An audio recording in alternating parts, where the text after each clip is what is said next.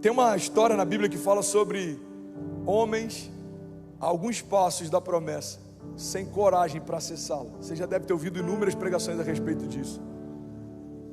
A Bíblia fala a respeito de um povo que caminha no deserto por anos em busca de uma promessa. E quando chega diante dela, parte deles tem medo. Irmão, olha para mim. Crer que tem uma promessa é o primeiro passo. Caminhar em direção a ela é o segundo passo. Não desistir enquanto você não se aproxima dela é o terceiro passo. Mas existe um passo final, que é você se apossar daquilo que Deus já te confiou. Cuidado com as falsas linhas de chegada. Anota isso e medita nisso, irmão. Cuidado com as falsas linhas de chegada. Porque pode ter cheiro da promessa, pode parecer com a promessa, pode até estar no lugar da promessa, mas se você não acessar, é só uma promessa. Olha que interessante, olha o que a Bíblia diz. Está lá em Números 13:30. Alguém está recebendo algo de Deus essa manhã? Glória a Deus. Números 13:30 fala a respeito dos espias que são enviados para mapear a terra prometida. E o que eu acho interessante é que o nome por si só chega a ser quase uma ironia de Deus. Como que o povo chama aquele lugar? De terra prometida. Irmão, olha para mim. Não é uma terra que eles acharam do nada. Não é uma terra que alguém falou para eles. Era uma terra que o próprio Deus havia prometido para eles. Não confiar numa promessa significa fundamentalmente desconfiar do caráter de quem fez a promessa. É por isso que, para ter medo conhecendo quem Deus é, eu vou precisar esquecer quem Ele é, porque é impossível conhecer o coração do Deus que fez a promessa e ainda assim ter dúvidas se Ele vai cumprir a promessa. Você está comigo? Olha o que a Bíblia diz. Então Caleb fez calar o povo perante Moisés e disse: certamente subiremos e a possuiremos em herança, porque seguramente, cara, eu amo esses detalhes, porque essas chaves carregam tanto poder, porque seguramente prevaleceremos contra ela. Versículo 31, porém, os homens que com ele subiram disseram: não poderemos subir contra aquele povo, porque ele é mais forte do que nós. Irmão, guarda isso. Primeira coisa que me chama a atenção é que a Bíblia diz que Caleb então fez o povo se calar perante a Moisés. Tem milagres que você só vai acessar quando você calar a multidão que tenta te fazer desacreditar do que Deus já te fez acreditar um tempo. Caleb não fala: gente, com licença, só um minuto. Gente, vamos ser um pouco amigável, não, vamos, quando algo faz sentido, me ajuda aí, gente. Sensato, tem que so much. Vamos ser um pouco sensato. Vamos fazer uma votação. Irmão, tem momentos para a gente ser amigável, mas tem momentos para a gente se posicionar. Tempos de guerra não são tempos de administrar problema. Tempos de guerra são tempos de avançar sem pedir licença. A Bíblia diz que ele cala o povo e lembra da promessa. Olha os termos que ele usa: certamente possuiremos, seguramente prevaleceremos. Irmão, certeza e segurança só tem quem confia em quem prometeu. Ele está dizendo: é certo, não tem como dar errado. O meu coração está seguro, porque eu sei quem prometeu. Então ele cala a multidão e ele traz à memória a promessa. Irmão, tem promessas que você não está confiando, porque a voz dos ruídos ao teu redor se tornou mais alta do que a voz da promessa dentro de você. A gente vê isso com a filha de Jairo. A Bíblia diz que quando chega lá, Jesus diz: olha, a menina não morreu, apenas dorme. E a multidão riu dele. Guarda isso, irmão. A multidão que chorava a morte dela, agora ri do milagre dela. Olha para mim. Você percebe que a multidão não tem dificuldade de chorar a tua desgraça, mas tem dificuldade de celebrar o teu milagre? Eu quero pregar nessa manhã. Tem alguém que está comigo? A filha de Jairo morreu, todo mundo se reúne para chorar. Jesus chega na casa e fala: não, ela não morreu, ela apenas dorme. Todo mundo começa a zombar do milagre. Irmão, chorar com os que choram é bíblico, mas se alegrar com os que se alegram também. E a multidão nem sempre tem as duas partes, dos dois lados dessa moeda. Tem gente que quer chorar com você, mas não consegue celebrar com você. Por quê? Porque a dor conecta. A dor é algo que é fácil de conectar. É por isso que uma pregação almática é fácil da gente se conectar. A gente está chorando, daqui a pouco está todo mundo emocionado. Por quê? Porque a minha dor conecta com a sua. É um ponto de contato. E a multidão tem essa característica. A multidão consegue se assimilar e ver algo que conecta com a sua dor, mas nem sempre ela vai confiar no milagre que Deus prometeu para você. E é por isso que o que Caleb fez foi exatamente o que Jesus fez tempos depois. A Bíblia diz que Jesus então mandou que a multidão saísse, e aí então ele entrou na casa. Tem milagres que só vão entrar na tua casa quando a multidão sair dela. A promessa só começa a ter mais espaço dentro do meu coração quando as opiniões começam a ter menos espaço dentro dele. Você está comigo? Diga amém. Então Caleb fez calar o povo perante Moisés e disse: certamente subiremos e a possuiremos. E aqui tem uma outra chave poderosa: e a possuiremos em herança.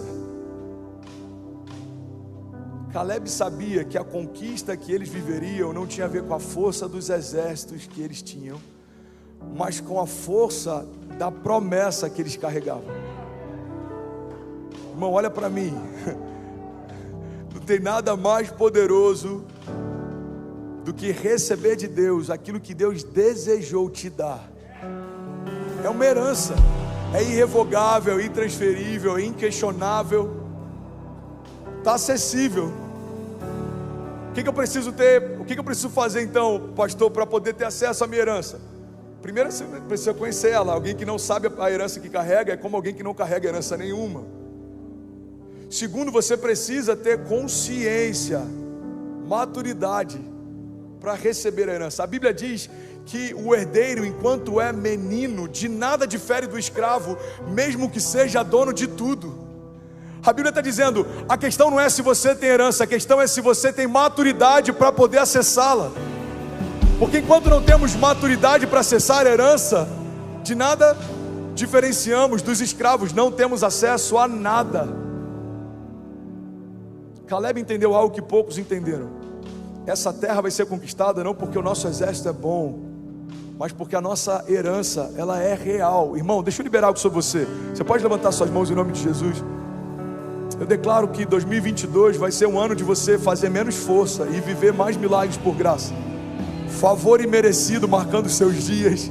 Favor imerecido levando você a lugares que sozinho você não poderia. Eu declaro em nome de Jesus, a gente não vai caminhar debaixo de uma autojustiça. Não é porque você fez para merecer, é porque Jesus fez e entregou para você. Não é porque você é bom, é porque o Pai é bom e Ele desejou te dar. Eu declaro em nome de Jesus, irmão, a herança que Ele estabeleceu para essa nova estação, sendo liberada sobre você, e nada vai reter aquilo que Deus declarou que te daria. Eu declaro plenitude sobre você e sobre a tua casa, para viver cada promessa que Deus confiou para você. Se você crê nisso, diga amém. Você pode celebrar no seu lugar. A possuiremos em herança. Não tem a ver com o que eu vou conquistar, irmão. Tem a ver com o que eu vou receber. Você só tem que estar lá no dia da batalha. Gideão reúne milhares de homens. Deus fala, tem gente demais. Aí alguns milhares saem, ele olha, tem centenas. Ele fala, tem gente demais ainda. Até que ficam 300, ele fala, tá bom. Gideão, isso é para que quando vocês vencerem a batalha, não se orgulhem do número de homens que tinham com você, mas tenham plena convicção que a vitória foi dada pelo Deus que foi com você. Deus não precisa de números, irmão. Ele só precisa que a gente acredite, confie naquilo que Ele disse que faria. Se Deus disse que vai acontecer, declara comigo, já aconteceu. Porém os homens que com ele subiram disseram, não poderemos subir contra aquele povo, porque ele é mais forte do que nós. E aqui tem uma outra chave interessante. Números 13, 33, um pouco mais à frente, eles falam assim, nós éramos aos nossos olhos como gafanhotos, e assim também éramos aos olhos deles. Olha que interessante. Eles olham para o seu exército e olham para aquele exército, e eles falam, aos nossos olhos a gente é como um gafanhoto. E aos olhos deles também. Só esqueceram de perguntar aos olhos de Deus como eles se pareciam. Mas sabe o que é interessante? Olhando para a história deles, isso parece óbvio, mas é exatamente aí que a gente tropeça muitas vezes. A gente se olha e procura no espelho respostas para viver o que Deus disse que a gente viveria, e não encontra, porque não é natural o que vai te dar acesso a uma promessa sobrenatural. A gente olha para os desafios, para os nossos gigantes, e a gente olha para eles e olha para a gente e fala, não tem como acontecer. Mas a promessa não acontece por aquilo que você tem, ou pelo tamanho que os seus gigantes têm, mas é por aquilo que Deus disse que faria. Deus disse que faria algo na América, então eu não posso olhar para mim e falar, eu não tenho visto, eu não falo inglês, eu nunca vim para cá, tá tudo novo, não conheço ninguém. Ou olhar para a América e falar, tem outros ministérios mais incríveis, que estão aqui há mais tempo, que tem mais recursos, porque não tem a ver comigo e não tem a ver com eles, tem a ver com Ele. Faz sentido para você? Ele ama confundir os que pensam que são e promover os que sabem que não são, mas sabem quem Ele é. Os que pensam que são serão abatidos. A soberba precede a queda. Os que sabem que não são e confiam no grande eu sou, esses são os improváveis. É quando a gente vê alguém que a gente fala, cara, não faz sentido o que ele está vivendo. Pois é, ele parou de olhar para si e para os outros e voltou a olhar para quem prometeu. Irmão, olha para mim. 2022 tem inúmeras promessas esperando por você e para a tua casa. Mas se você olhar para a economia, você vai desistir de confiar nelas. Se você olhar para as fronteiras, se você olhar para a política, se você olhar para as circunstâncias, se você olhar para o que os outros dizem, Deus está chamando a gente a olhar de novo para aquilo que Ele já disse que faria. Você está comigo? Eles se sentiam fracos em relação aos povos que já estavam lá. Mas essa é a chave. O que vai te dar acesso à promessa não é a tua força, é a promessa. A promessa é a chave que abre qualquer porta. Você já parou para perceber, irmão, que independente do tamanho das portas, todas elas carregam quase que proporcionalmente o mesmo tamanho de chave? Você teve a oportunidade de ir na casa de alguém milionário, ou alguém que tem muito dinheiro, e a porta da casa dele é maior do que o pé direito dos 2 andares da sua? Alguém já foi numa casa assim? Aí você olha aquela porta e fala, mano... Mas a chave que abre aquela porta não é proporcional ao tamanho daquela porta. Esse é o poder da chave. A chave é o que libera acesso. Se são portas pequenas ou portas enormes, o que você precisa para acessar é a chave. E qual é a chave que vai te dar acesso à promessa? Se você crê e não duvidar, assim será feito. Em outro momento a Bíblia diz, tudo é possível ao que crê. A fé é tratar coisas que não são como se já fossem. O que dá acesso à promessa é crer e não duvidar. Aqui a gente está vendo homens que voltaram dizendo, não tem como, vamos desistir. A gente está vendo um homem que está dizendo, irmão, Deus prometeu, vai acontecer.